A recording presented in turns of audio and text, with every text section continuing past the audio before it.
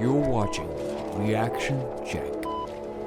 Hello and welcome to Reaction Check. Thank you so much for clicking on this video. We are going to watch a very interesting video from a very interesting man, Shashi Tharoor interview on how British colonialism destroyed India. Now, the last time I watched this video, my views jumped really up.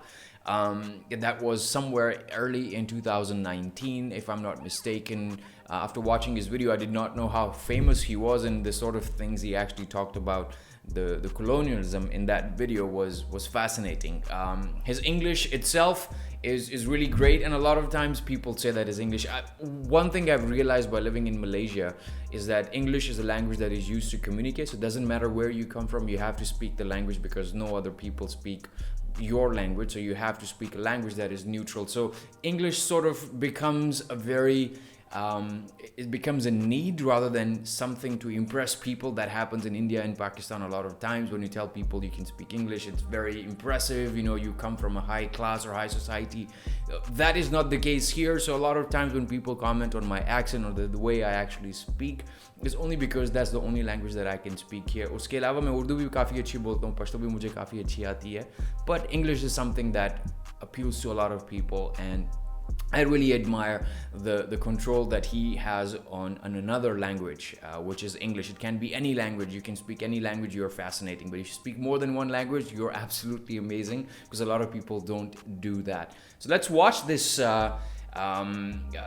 video, which is on Channel 4 News. It's a British news channel, and he's been invited there, and he's been asking, he's asked about a lot of different things, but this particular bit is how British colonialism destroyed India. Let's watch this and see what we have, because he not only speaks for India, he speaks for the entire subcontinent, because, you know, hum bhai bhai hain. Britain destroyed India through looting, expropriation and outright theft, all conducted in a spirit of deep racism and amoral cynicism. A blistering critique of our colonialist past by a man who was once one of the world's leading diplomats, Shashi Tharoor. Is it just me, or he's just published his latest book on is the iniquities of the British Empire, and its themes have echoes today. Shashi Tharoor is one of India's most outspoken politicians. He's an MP and has been both an ambassador and an Under-Secretary General of the United Nations. In his latest book, Inglorious Empire, What the British Did to India, Tharoor argues that the British Empire was more about Britain than about India. The great symbols of empire in India, such as the country's rail system, were built for the benefit of the British rather than for Indian citizens. He argues too that colonialism in India was more akin to theft, often leading to death and destruction. In a post-Brexit world, the UK is looking to Commonwealth countries with whom we have had deep historic ties for future trading opportunities, India prime amongst them. Next week's inaugural meeting of Commonwealth trade ministers being held in London is testament to that. In any case, Tharoor judges that in trade talks, the UK will have to be open to discussing allowing more Indian immigrants in, both students and workers. Shashi Tharoor joins us now. Now, I mean, empire, does it mean anything to Indians anymore? Not really, John. I think people have largely forgotten it, and Indians are very good at forgiving and forgetting, so they're forgotten as well, which is... There are so many things that have happened. Of course you have to forget. Well, of course, it still has some resonance here in that lots and lots of people wear lots of medals which have the word empire in them. Is that in any way offensive to you? Oh, no. I think, you know, that's part of your history. You're entitled to it. So, is it a British problem or an Indian problem? No, I think it is a British problem. First of all, because there is so much historical amnesia about what the empire really entailed. The fact that you don't really teach colonial history in your schools. Children doing A levels in history don't learn a line of colonial history. There's no real awareness of the atrocities, the fact that Britain financed its industrial revolution and its prosperity from the depredations of empire. The fact that Britain came to one of the richest countries in the world in the early 18th century and reduced it after 200 years of plunder to one of the poorest. But all of that is really not known anymore. This is difficult stuff, because we're just about to try Wasn't to make a deal with you. We need your trade. The World War II, where Hitler, Britain spent a lot of money. This is about today's relations, which are between two sovereign equal countries, John. I mean, our economy is as big as yours now. And as far as we're concerned, I think we don't need to have a chip on our shoulder when dealing with you. But I think we do need to be aware of history, because, as I often say to young people, if you don't know where you've come from, how will you appreciate where you're going? To what extent do you think India is even conscious of Brexit and its implications? Oh, we're very conscious of it, and not least because a lot of Indian companies who established themselves in Britain, not just for the UK market, but because it gave them easy access to Europe while being in a comfortable English-speaking environment. So there's some real questions going on. Will they up sticks and move off to Ireland or somewhere instead?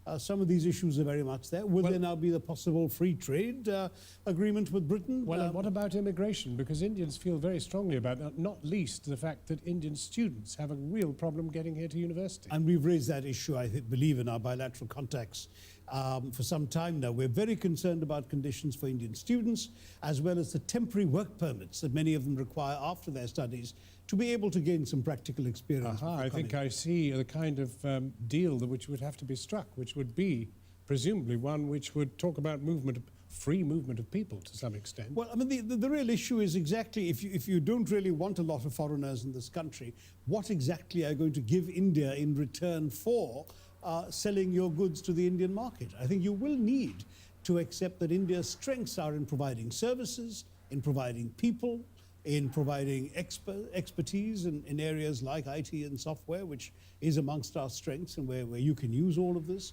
But that does mean opening up to human beings coming in here, visas, students. You're a realist. I mean, is a significant deal possible? I think only if there's real give and take in a negotiation. It's just not going to happen automatically, and certainly not because of any nostalgia for empire, John. Really? I mean, surely we have a special relationship, as Mr. Trump would put it. If you keep losing to us at cricket, we probably will consider that a good special relationship worth maintaining. But no, jokes apart, I think there are obvious affinities which will continue and which are there, but they're not enough. Trade negotiations are hard-headed, realistic business propositions, and there will have to be some give. And presumably not done overnight. No, and it probably can't even start officially until the EU Brexit is done, which is still some time away, isn't it? It certainly is. Well, Shashi Tharoor, thank you very much indeed for coming in to talk to us. The book sounds a pretty heavy read in the sense that... Oh, no, it's light and impassioned. I promise you your readers will enjoy it. It sounds positively bleak. I think let's talk about the fact that he can actually talk like that to a person in his own language and in a way be very sarcastic about a lot of different things, which actually shows his intelligence. A lot of times, what he said about the history, like if you don't know where you come from, how are you going to appreciate where you're going? So it's a great thing to have. And a lot of times in our society or in our place where we actually live, education is considered something that is important, but not many people have access to it. And education is not just, knowing how to say Alif, Be, Te, or, Hindi alphabets or Tamil alphabets or English alphabets. A, B, C, D, these are the only two that I know of, Urdu and English. The fact that you are able to actually acquire education that tells you like, okay, this is how you calculate, this is how you divide, this is how you multiply, and this is how you read or write a passage. A different kind of education is when you are out there in the world and you're trying to explore a lot of different cultures and read about them, because reading enables you to actually explore and discover a lot of things that you may not have if you did not know how to read, because everything is documented in a way.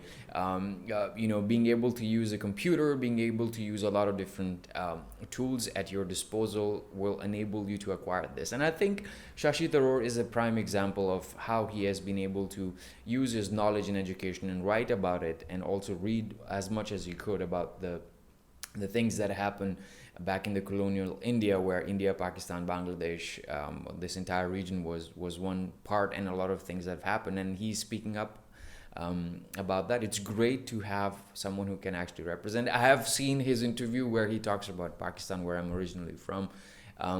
He's not really happy with the government or the state of government and all those things, but I did see some of his videos, which were back in, I think, early 90s, where he was hosting a function for Imran Khan, for his cancer hospital. So they go really, I mean, these politicians, we know them on TV. They may be someone that appear to us on television in a way because they have to represent or they have to keep an image, but behind the scene, they're all really good friends. I'm not sure if that is a good or bad thing, but at the end of the day, how he spoke and how his book I think I have the book in my read list. I haven't started it yet. The Hindu, Why Am I Hindu?